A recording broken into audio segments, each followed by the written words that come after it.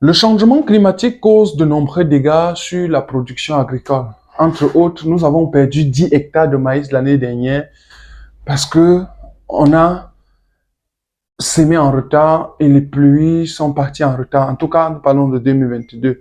Ces désastres, on l'a connu sur pas mal de chantiers. Récemment aussi, j'étais dans une plantation agricole de 20 hectares de bananiers plantains qui s'est asséché complètement. Justement parce qu'on a fait le planting des pifs, mais il n'y avait pas de l'eau pour arroser. Du coup, toutes les plantes sont mortes. Donc, c'est des pertes énormes que les entreprises sont en train d'occasionner. Et pour ma part, je pense qu'il faut résoudre ce problème à travers des systèmes d'irrigation. Je compte lancer des programmes de dimensionnement et d'installation des systèmes d'irrigation, mais pour le moment, on va voir 10 rôles que donne l'eau à la plante. Ouais, c'est pas l'eau à l'organisme, mais aujourd'hui, on va parler exclusivement du rôle de l'eau pour la plante.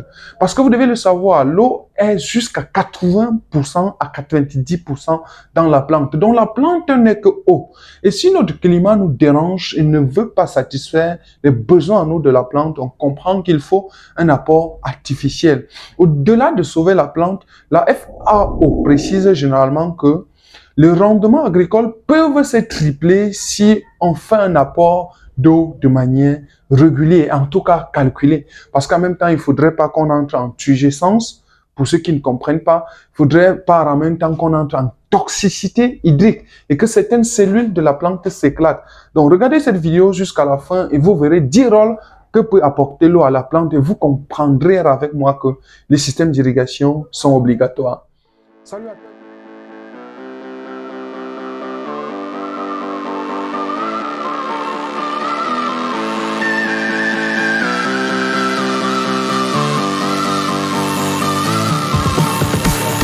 Salut à toi et bienvenue sur la chaîne. Je suis Kana Ivari. Sur cette chaîne, je te parle d'agriculture, d'élevage, tout ce qui est technologie agricole. Pour les anciens, merci encore parce que vous nous suivez. Mais pour les nouveaux, je vous encourage.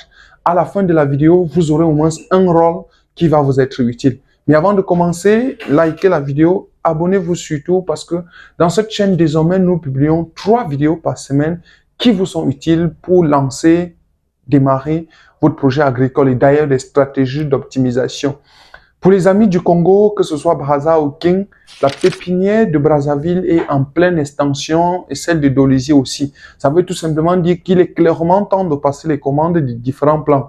Parce que les livraisons vont commencer certes en octobre, mais dès novembre, on va procéder rapidement aux différents plantings. Donc, je vous dis merci pour cela.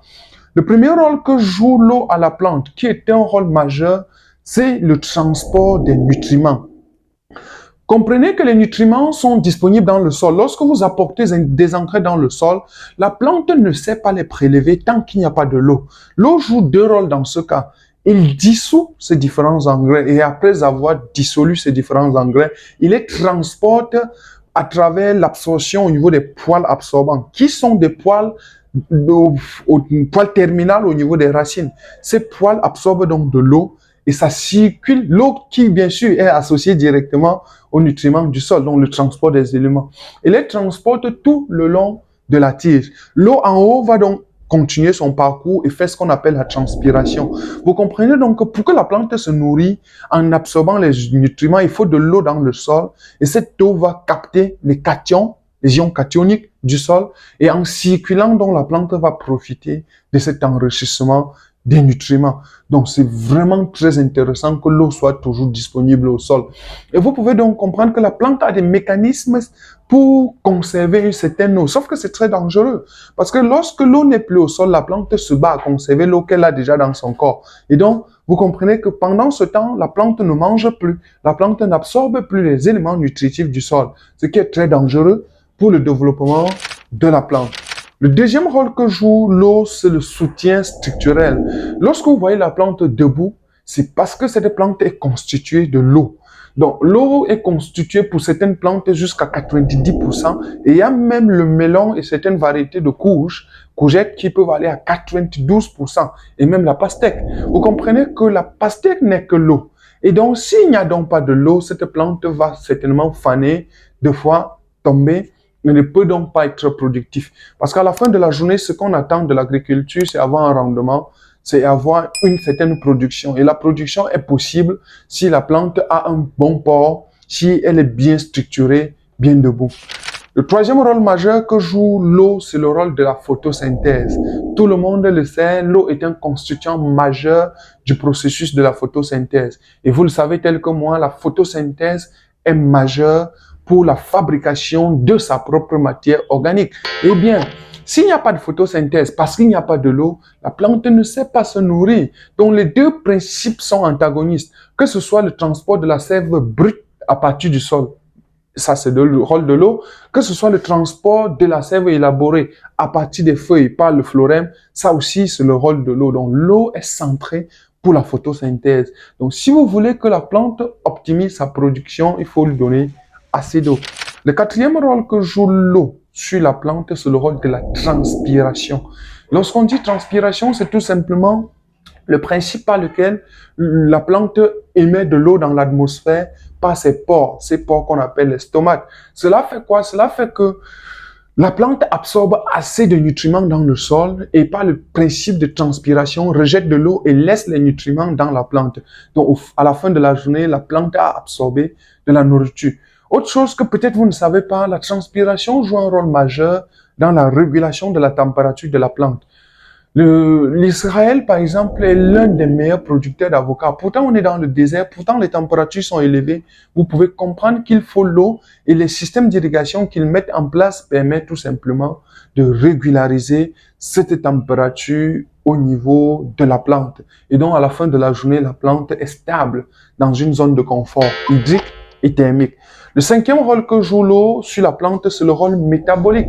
Pour ceux qui ont un peu fait de sciences, ils comprennent que dans les équations, que ce soit de métabolisme catalytique ou de n'importe quoi, il faut l'eau. L'eau est majeure dans ces équations-là. Et il faut assez de métabolisme dans l'organisme, parce que ça ne sert à rien à la plante de prélever les nutriments dans le sol ou bien dans l'atmosphère par la photosynthèse. Et à la fin de la journée, ces éléments ne sont pas catalysés, c'est-à-dire détruits pour enfin être disponibles pour les cellules de la plante. Parce que vous le savez, les cellules sont les plus petites unités de la plante, donc ils ne savent pas consommer les macronutriments, mais les micronutriments. Et les micronutriments ne sont obtenus que par le principe métabolique. Autre rôle que joue l'eau, qui est le sixième rôle, c'est le maintien de la turgescence. Lorsqu'on dit turgescence ici, c'est tout simplement le stockage de l'eau dans les cellules de la plante. Ça veut dire quoi? Ça veut dire que si vous n'avez plus assez de l'eau dans votre sol ou bien dans votre plante, la plante va perdre cette eau-là par le principe d'osmose. Et puisqu'elle va perdre de l'eau, forcément, elle va perdre en poids. Ça veut dire que si du bananier plantain, je produis par exemple, et je fais 100 tonnes à l'hectare, s'il n'y avait pas de l'eau, je pouvais produire peut-être à 20, 30, 40 tonnes à l'hectare, parce qu'on parle là du poids sec. Or, les cellules étant en turgescence, c'est-à-dire ayant pris de l'eau, ont pris suffisamment de volume.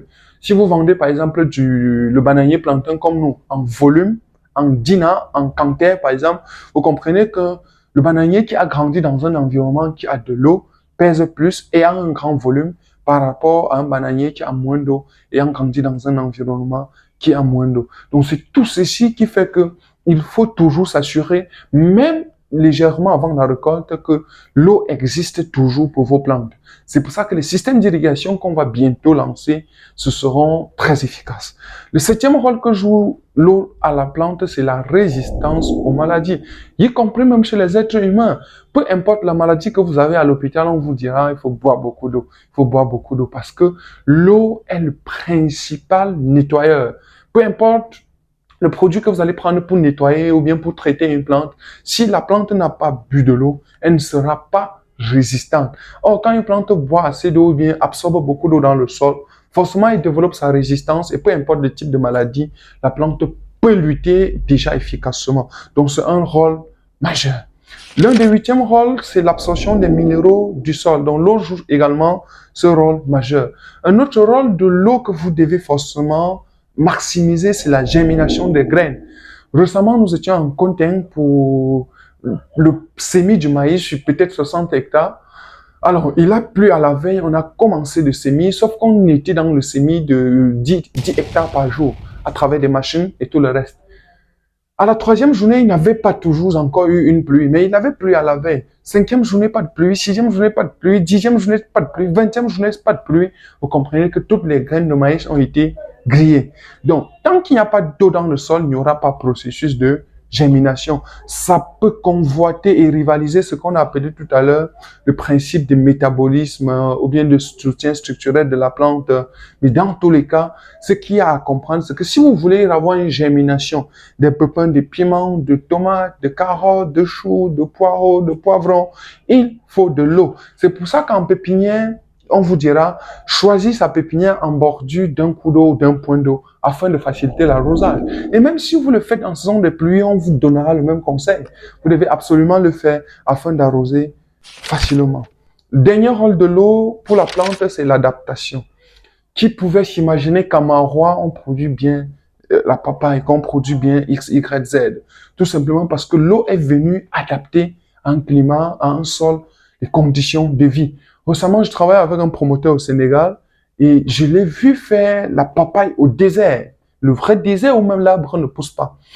Ou bien l'arbre naturel ne pousse pas. Qu'est-ce qu'il a fait? Il a installé un système d'irrigation goutte à goutte automatique.